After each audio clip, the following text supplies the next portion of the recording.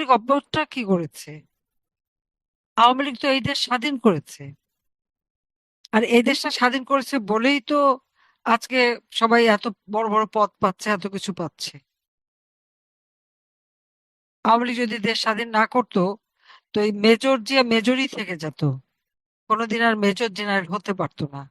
ওই মেজর থেকে major general, ওই তারেকের বাপ, তাকে তো আমার বাবাই প্রমোশন দিয়েছে, সেটা সে ভুলে যায় কেন?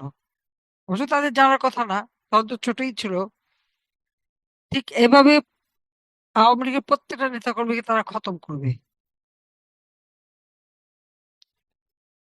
1948 সালে ভাষা আন্দোলন শুরু, 49 সালে আওয়ামী লীগ সংগঠন। এই সংগঠন এই দেশের স্বাধীনতা এনে দিয়েছে, মাতৃভাষায় কথা বলার অধিকার দিয়েছে, আর্থসামাজিক উন্নতি করেছে, দারিদ্র্য বিমোচন করেছে, জনগণের জন্য কাজ করেছে। আমি যে 15 বছর ক্ষমতা একটানা বাংলাদেশের প্রত্যেকটা মানুষের পেটের খাবারের ব্যবস্থা করেছি, চিকিৎসার ব্যবস্থা করেছি। আর আজকে এখন আমরা কি দেখি? টিকার অভাবে হামে শত শত শিশু মারা যাচ্ছে। এটা হবে কেন? সব ব্যবস্থা তো করা ছিল, আমার তো প্রজেক্ট নেওয়া ছিল। এমনকি কোভিড এর সময় আমরা তো টিকা দিয়েছি। কোভিড এর টিকা তো বিনা পয়সায় দিলাম। কত পানির মতো টাকা খরচ করেছি। বিনা পয়সায় কোভিড এর টিকা এবং টেস্টিং এর কাজ করেছি। আর এই শিশু টিকা আমরা কখনো বন্ধ করিনি। প্রায় 90-94% শিশু এই টিকা পেত। কিন্তু আজকে সে টিকার অভাবে শিশু মারা যায়। টাকাগুলি গেল কোথায়? একদিকে অত্যাচার, নির্যাতন, জেল, জুলুম, মামলার তো কোনো সীমা পরিসীমা নাই। সবার বিরুদ্ধে হত্যা মামলা, আর সেই সাথে সবাইকে ফাঁসি। ফাঁসিটা এত সস্তা হয়ে গেল, হবেই। ওই জিয়াউর রহমান, জাতির পিতা বঙ্গবন্ধু শেখ মুজিবুর রহমানকে যেমন হত্যা করেছে পরিবার সহ, সেই ষড়যন্ত্রে জড়িত ছিল। এরপর সেনাবাহিনীর প্রায় 2,500 সেনাবাহিনী এবং বিমান বাহিনীর সদস্যদের নির্মমভাবে হত্যা করেছে। প্রায় 1,000-1,500 মতো তো তাদের কোনো লাশই পায়নি, তার পরিবার এখনো কেঁদে ফেরে। আর আওয়ামী লীগের নেতা কর্মীদের উপর চরম অত্যাচার নির্যাতন করে গেছে। আর আর খালেদা জিয়া এসে সেই 2001 সালে আমাদের প্রায় 21,000 নেতা কর্মীকে নির্যাতন করেছে, হত্যা করেছে। আর এবারে একটা ভোটারবিহীন নির্বাচন, সেই নির্বাচনে ওই তারেক ক্ষমতায় এসে একই কাজ শুরু করেছে, যা ওই সুদখোর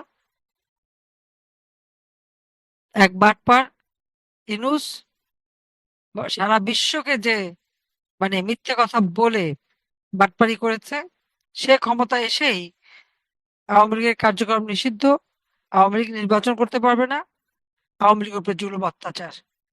অথচ ইউনূস ভুলে গেছে যে আওয়ামী লীগ সরকার আমলেই তাকে সবথেকে বেশি সুযোগ দেওয়া হয়েছে। মোবাইল ফোনের ব্যবসা থেকে শুরু করে সব তো আমিই দিয়েছি। কিন্তু সেই আওয়ামী লীগকে ধ্বংস করার চেষ্টা করেছে। আর এখন তার দোসর বাটপার গেছে, ডাকাত আসছে, অস্ত্র চোরা কারবারি, 21 আগস্ট গ্রেনেড হামলা করে আইভি রহমানের হত্যাকারী, 500 জায়গায় বোমা হামলাকারী, সেই জঙ্গি নেতা তারেক এখন ক্ষমতায়। এরা তো দেশটাকে দিয়ে তারা ছিনিমিনি খেলে। অর্থনৈতিকভাবে যত শক্তিশালী আমি করে দিয়েছিলাম, গ্রামের মানুষের খাবার দাবার, প্রত্যেক ঘরে ঘরে বিদ্যুৎ। আজকে বিদ্যুৎ নাই কেন? আজকে সার পাবে না কৃষক, কেন সার পাবে না? উৎপাদিত পণ্যের ন্যায্য মূল্য পাবে না। একটার পর একটা ইন্ডাস্ট্রি বন্ধ, শ্রমিকরা বেকার। আমাদের আওয়ামী লীগ করে থেকে ছেলে মেয়েদের লেখাপড়া করতে দেয় না, তাদের ডিগ্রি কেড়ে নিয়ে যায়। আর এই ঘরে ঘরে তাদের হামলা, নির্যাতন আর হত্যা, আর এই সন্তানহারা মায়ের কান্না, পিতার কান্না, ভাইহারা ভাই বোনের কান্না, পিতাহারা সন্তানের কান্না, আজকে আকাশ বাতাস ভারী। নির্বাচনের পর অনেকে ভেবেছিল বোধহয় একটু পরিবর্তন আসবে। কিসের পরিবর্তন আসবে? আমরা তো এদেরকে চিনি, এরা কি করতে পারে, এদের মধ্যে কোনো মনুষ্যত্ব নেই। মুচলেখা দিয়ে চলে গেছিল বিদেশে, যে জীবনে আর রাজনীতি করবে না। আবার ফিরে এসে মানে যে থুতু ফেলে গেছে সেই থুতু খেয়ে ফিরে এসে এখন ক্ষমতায় বসে মানে মনে করছে ধরাকে সরা জ্ঞান করছে। তো এইভাবে দিন যাবে না।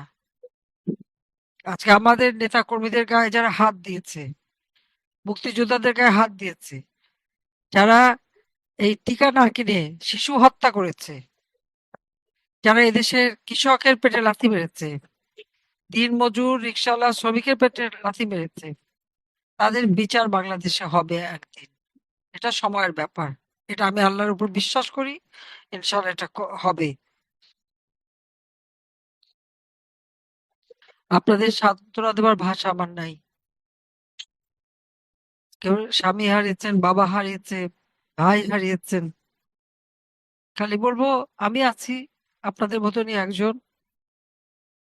একই দিনে বাবা মা ভাই সব হারিয়েছিলাম, দেশেও ছিলাম না, দেশেও আসতে পারিনি, যে আপনাদের কষ্ট দুঃখ বুঝি। আজকে কোপাবে, তারপরে হাসপাতালের চিকিৎসা পর্যন্ত নিতে দেয়নি। কি মর্মান্তিক ঘটনা!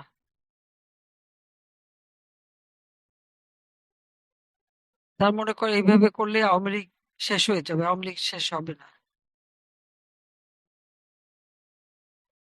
আওয়ামী লীগ এদেশের মানুষের জন্য কাজ করেছে। আওয়ামী লীগ থাকতে মানুষের জীবনে শান্তি ছিল, নিরাপত্তা ছিল, পেটে ভাত ছিল, ঘরে ঘরে আলো জ্বেলে দিয়েছিলাম, বিদ্যুৎ ছিল।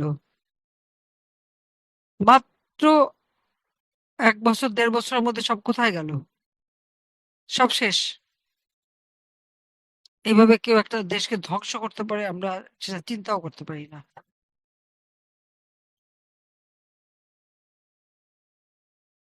যখন বেঁচে আছি, আমি আছি আপনাদের পাশে। বাচ্চারা যাতে পড়াশোনা করে সেই ব্যবস্থা আমরা করব। আপনারা চিকিৎসার ব্যবস্থাও করব, যারা যারা আহত। আর আমাদেরকেও ঐক্যবদ্ধ হতে হবে, রুখে দাঁড়াতে হবে। এইভাবে উম বারবার মানুষের উপরে হামলা, হত্যা, পদে পদে মানবতা বিরোধী কাজ, এটা মেনে নেওয়া যায় না। আমার দুঃখ লাগে যে আজকে আমাদের সময় কোনো কিছু হলে দেখতাম সারা বিশ্বে চিৎকার। এখন সেই বিবেকবানরা গেল কোথায়? তাদের বিবেকে সব তালা মারা, এখন আর কথা সরে না। দেশি বিদেশি সব আসলে দেশ বিক্রি করার মুচলেকা দিয়ে আসছে তো, অন্যের টাকায়। এটাই হচ্ছে মূল কথা।